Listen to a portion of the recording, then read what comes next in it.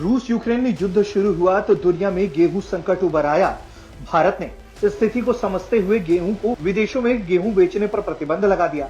दुनिया के कई देश बेचैन हुए, उनमें से एक तुर्की भी था। भारत से पहले तुर्की ने गेहूं की गुजारिश की और अब भारत के आगे ही वो पैतरे दिखा रहा है। रूस और यूक्रेन युद्ध की वजह से उपजे गेहूं संकट के बीच तुर्की ने भारत से आए गेहूं की खेप लौटा दी है। तुर्की ने कहा है कि भारत के गेहूं में रूबेला वायरस पाया गया है। तुर्की ने गेहूं में फाइटोसैनिटरी की समस्या का हवाला दिया है। इसके बाद 23 मई को तुर्की ने भारत से आई गेहूं की खेप लौटा दी। S&P ग्लोबल कमिटेड इनसाइट की रिपोर्ट कहती है कि तुर्की का जहाज 56,877 टन गेहूं से लदा पड़ा था। अब इस जहाज को वापस तुर्की से गुजरात के कांडला बंदरगाह लौटा दिया गया है।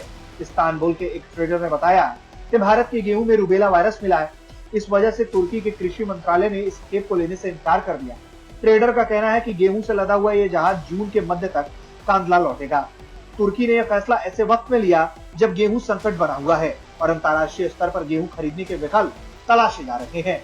रिपोर्ट के मुताबिक मोदी सरकार के गेहूं निर्यात पर बैन के फैसले के बाद करीब 12 देशों ने भारत से मदद मांगी है।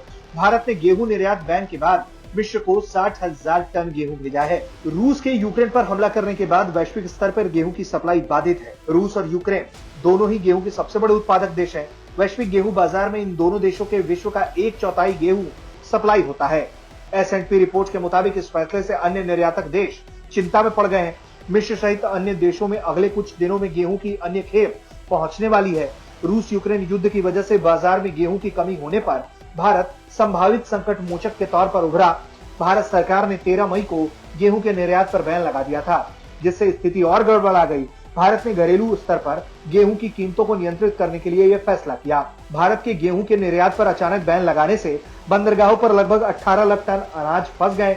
इससे ट्रेडर्स को भारी नुकसान की खबर आई, लेकिन यह फैसला पूरी तरीके से देश में गेहूं की कीमतों को कंट्रोल में रखने के लिए किया गया था और साथ ही इससे कालाबाजारी को भी रोकने के एक कदम के तौर पर देखा जा रहा है, क्योंकि दुनिया इस वक्त गेहूं के संकट से गुजर रही है। ऐसे में अमीर देश गेहूं को खरीद कर छोटे देशों पर कई तरह के दबाव बना सकते थे।